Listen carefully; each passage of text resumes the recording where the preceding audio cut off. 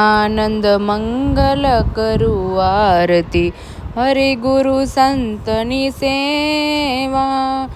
પ્રેમ ધરીને મારે મંદિરે પધારો, આનંદ સુખડા લેવા. તો જો શુભ સવારની શરૂઆત થઈ ગઈ છે અને આજથી ડેઈલી વ્લોગની પણ શરૂઆત થઈ ગઈ છે. તો લાઈક શેર સબસ્ક્રાઈબ કરી દેજો અને સપોર્ટ કરવાનું ભૂલતા નહીં. ગુડ મોર્નિંગ, જય શ્રી કૃષ્ણ, જય માતાજી. જો સવારમાં ભાખરી બની ગઈ છે, ચા ને ભાખરી બની ગઈ છે. રિયાંશી ઉઠી છે અને અહીંયા વંદન ઉતો છે. જાગવું નથી તારે? એ વંદન ઊભો થા. એ વંદન ઊભો થા. 7:30 થયા છે ઘડિયાળમાં. આ બે હુતા છે, આ જાગી ગયા છે. Good morning. Good morning. જય શ્રી કૃષ્ણ, જય માતાજી. જો ટીવીમાં ભજન વાગે છે, એ ભજન વગાડે છે. જો અમે તો કાંઈ વરસાદ આવે એમ નથી એટલે આ ઘોડો ખોલાવું છું.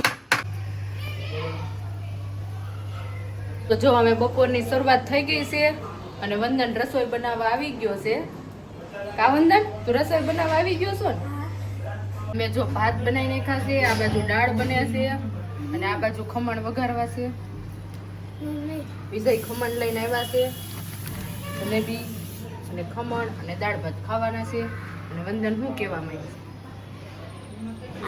આજે અમારું સ્કૂલ લાઈન મેડમ છે ને સ્કૂલના, એણે એમ કીધું તું તું ભણવામાં તને કઈ ખબર નથી પડતી, ખાવામાં જ ખબર પડે. તને ખાવામાં જ ખબર પડે છે. આ ફરમાઈશ ખમણની તારી જ હતી, મને ખબર છે. ત્યાં કીધું ને ખમણ ખાવા છે.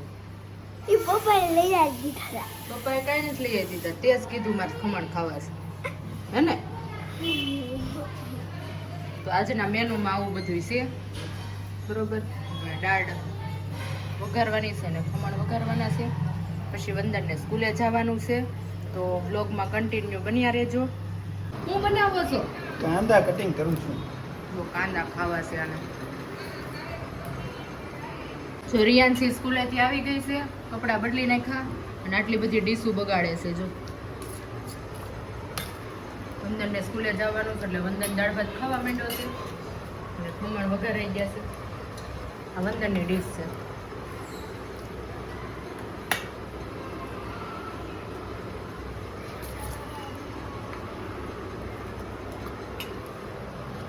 આને પાછળ સંતાડીને રાખવાની, રિયાન્શી ખાઈ લે નહીં ત્યારે. તો જો 4 વાગી ગયા છે અને રિયાન્શી જાગી ગઈ છે. તો રિયાન્શી જલેબી અને આવું ખાવા બેસી ગઈ છે અને હું મારા કામ કરવા બેસી ગઈ છું. લેપટોપમાં કામ કરવા હું બેસી ગઈ છું.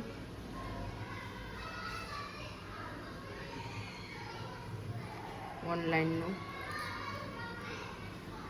અને આનો હાથ જો શરૂ થઈ ગયો છે.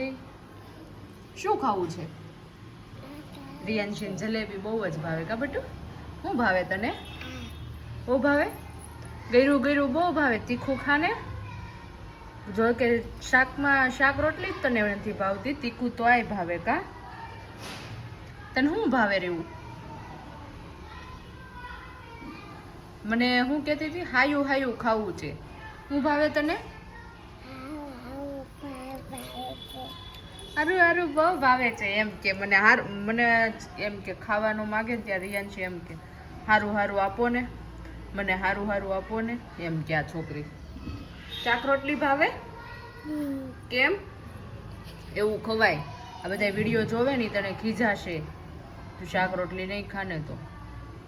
સારું, ચાલો આપણે થોડુંક વર્ક કરી લઈએ અને રિયાન્શી નાસ્તો કરી લે, પછી મળીએ આગળ.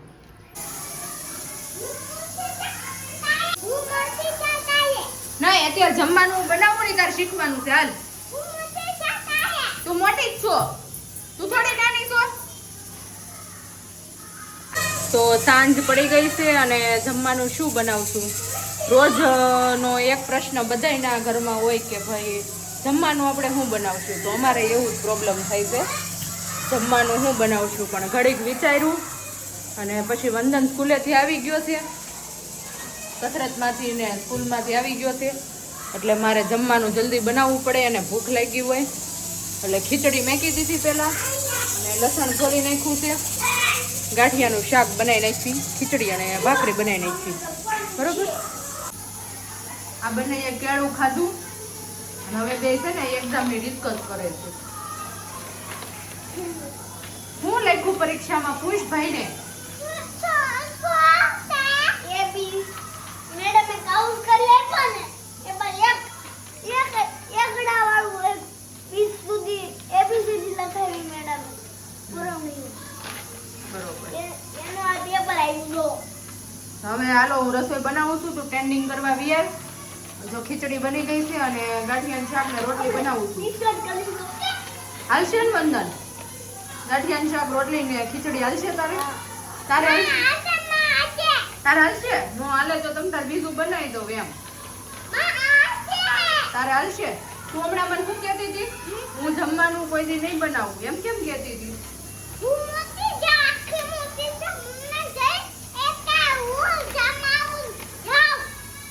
એવું ન હાલે. જમવાનું તારે બનાવવું પડે, શીખી જવાનું તારે. હું બહાર જાઉં ત્યારે તારે જમવાનું બનાવી નાખવાનું. તો હાલ શીખવા. શીખીશ તું? મમ્મી તમને એક વસ્તુ બતાવવાનું ભૂલી ગયો.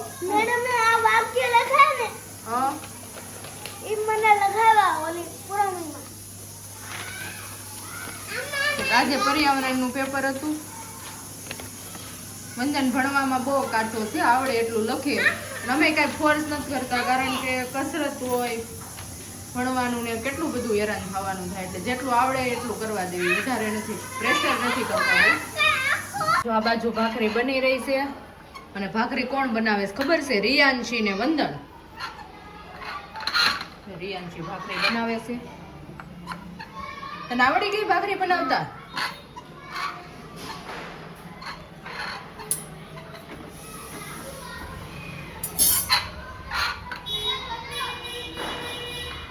અને જો બેન બનાવવા લાગી રહી છે. ગાંઠિયાનું શાક, ખીચડી અને ભાખરી દેશી. હું કહેશે? આમ આજ તો બેન બનાવવા લાગી છે તમારી જોડે. આર્યન છે બનાવી હશે ને તો. તમારા સારા તો બહુ પાડો. એક રોડ બધું નાખતી જાય નહીં.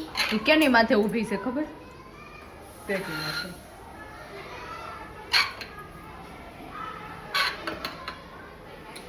રિયાંશીને બહુ ભૂખ લાગી છે એટલે રિયાંશી ભાખરી બનાવવા માંડી છે.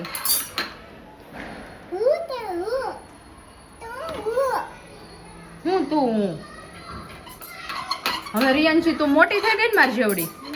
મારી જેવડી થા ત્યારે તું એમ કહેતી ભાખરી બનાવી તો તું મારી જેવડી થઈ ગઈ ને. ના તો કેમ ભાખરી બનાવીશો? તું મારી જેવડી જ થઈ ગઈ છો ને, આવડી મોટી તો થઈ ગઈ. તું મોટી જ છો ને. તો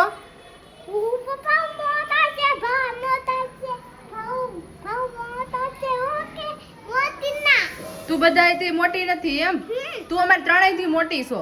સૌથી નાના હોય ને એ વધારે જીવે, એટલે છે ને તું બધાયથી મોટી કહેવાય. હા, મોટી છો ને. તાર ફટાકડા લેવાના છે? કેટલા લેવાના છે? અંદર તાર ફટાકડા લેવાના છે? બધા લેવાના છે. તને પણ ફોડતા જ આવડતું નથી. બેન ને થોડાક દી પહેલા લસણિયા ફટાકડા લઈ દીધા હતા ને, તો એને લસણિયાના બધા છે ને ખોલીને વાઈટું ખોલીને આખી સેટી ભરી મૂકી. ખબર ને? રિયાંશી ભાખરી ડિઝાઇન પાડે છે.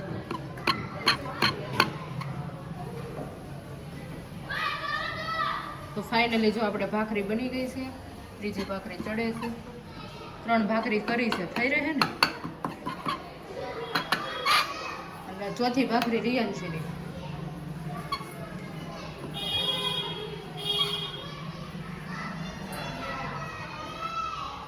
તો જો ફાઇનલી બધા જમવા બેસી ગયા છે અને રિયાંશી જો તારે છોડવાનું નથી, છોડવાનું છે. અને વંદન જો ફૂટ કાઢવા ગયો છે. શાક રોટલી ખીચડી બની ગયું છે, ભાખરી.